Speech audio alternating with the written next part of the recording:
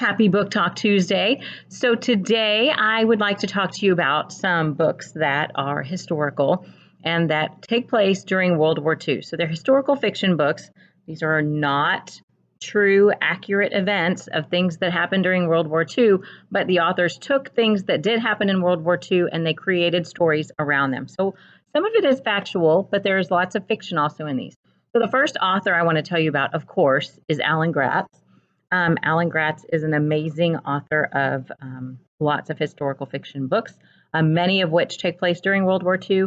Projekt 1065 is actually about this is about a boy who his parents are Irish ambassadors, or they're ambassadors from Ireland to Germany during World War II, while Hitler is in charge. So his parents are at the embassy in Germany.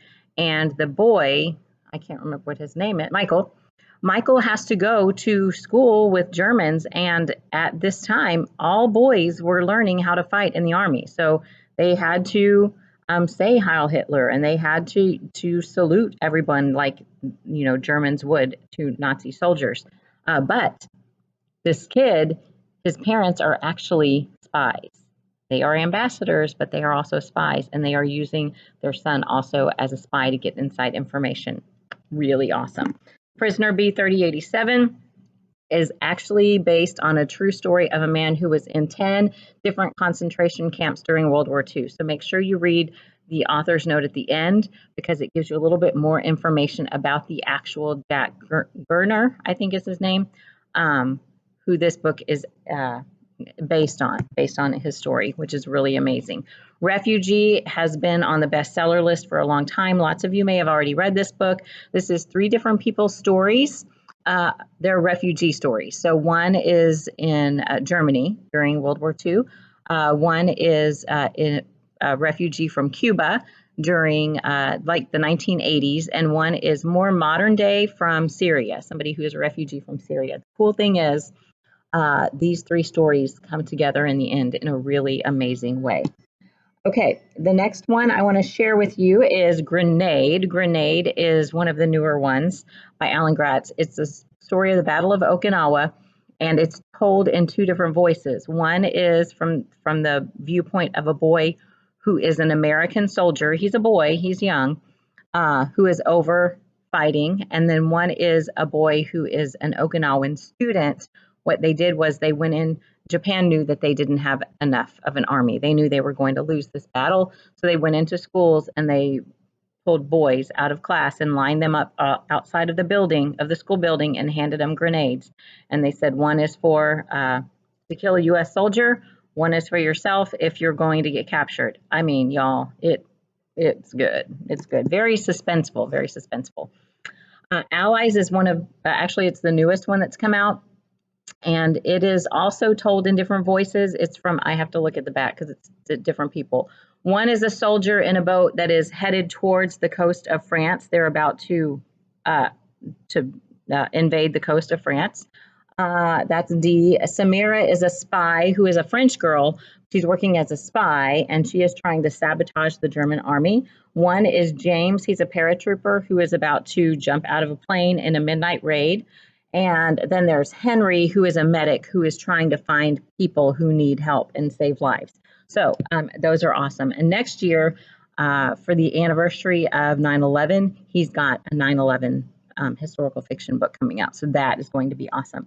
Sink or Swim takes place during World War II. It's about a boy whose brother signed up. It's right after Pearl Harbor. His brother signed up to be in the military because of what happened in Pearl Harbor. But before his brother left, he went out and was out fishing out in the Atlantic Ocean, and his boat was capsized by a Nazi U-boat, and he almost lost his life. But so he could not go fight. But his younger brother decided really his only option was to steal his brother's enlistment papers and go in his place. So that is Sink or Swim. Someone Named Eva is about a girl who is I think she's Czechoslovakian. Yes, she's in Czechoslovakia. She's Jewish. Her home is raided by Nazis in the middle of the night.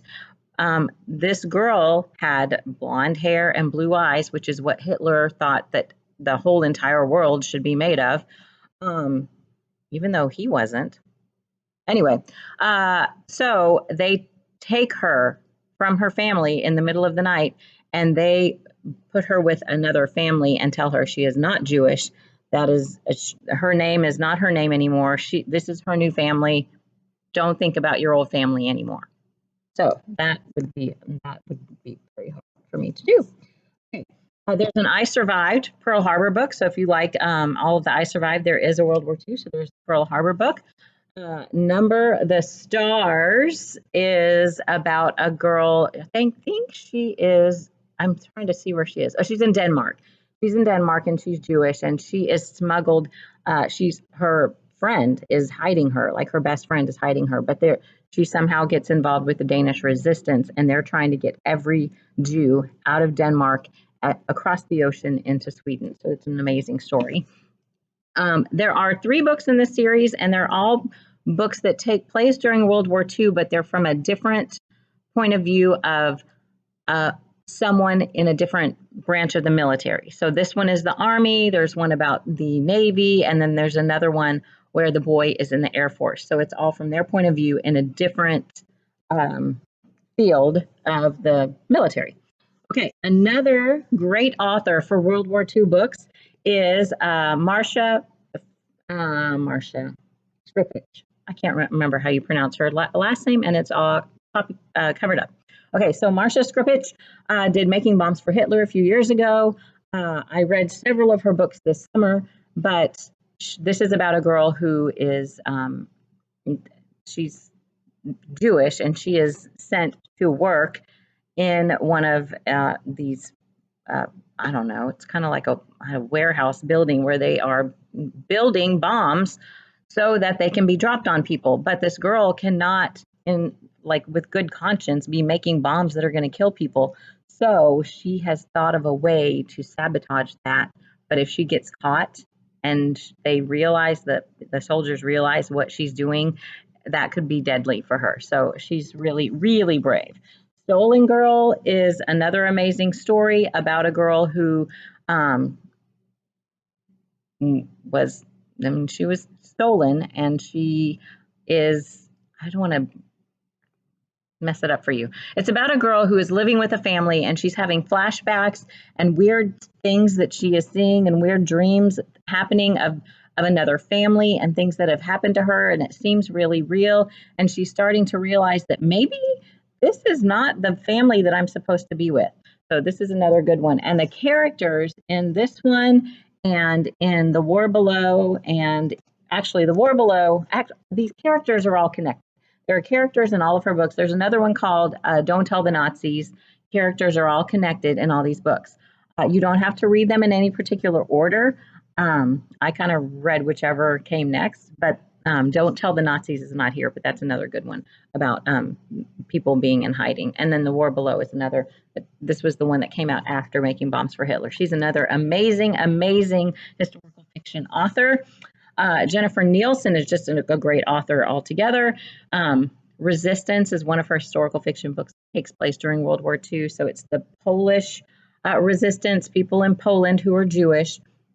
And this girl's family gets separated, and she decides she is going to try and save as many lives as she can. So she starts working for the resistance, which they are trying to hide people like in an underground area and get them out and get them safe. But if she is found out, she's definitely going to die, that's for sure.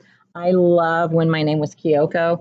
This one is it takes place during during World War II, and Japan is taking over Korea. Japan has gone in and has told them you have to change your names to Japanese names. You cannot have your state tree planted anymore. Those are all going to have to be pulled out. Your flag is going to be gone. You can only speak Japanese, and they are trying to change everything about them. And it's from the point of view of a girl and her brother. So the girl loves Korea and she loves the heritage, and she doesn't want to get rid of what they have, and she doesn't understand why all this fighting is having to happen. Why can't we just, all be friends and nice to each other? And her brother is he's older and he wants to fight. He wants to fight and he wants to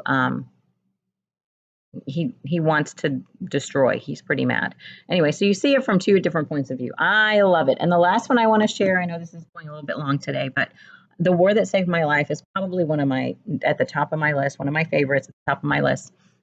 This takes place, well, it starts out in London with a girl who was born with a clubbed foot. You can see one of her feet down here is turned backwards. So she was born with a clubbed foot, and her mother, her horrible, horrible mother, I don't know where her dad was. Her mom didn't make a lot of money, and she would leave during the day, and she told the girl, you cannot go by the window. No one can see who you are. No one can know that you're even in here, because the devil did this to you, and you are a terrible person because you were born like this.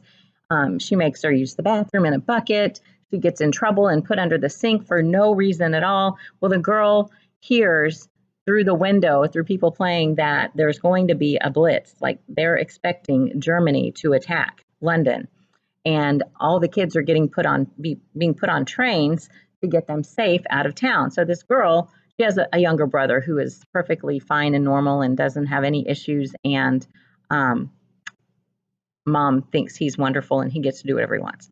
So mom doesn't know, but this girl has decided she and her brother are getting on that train, and she's going to do whatever it takes to get on that train. So she does.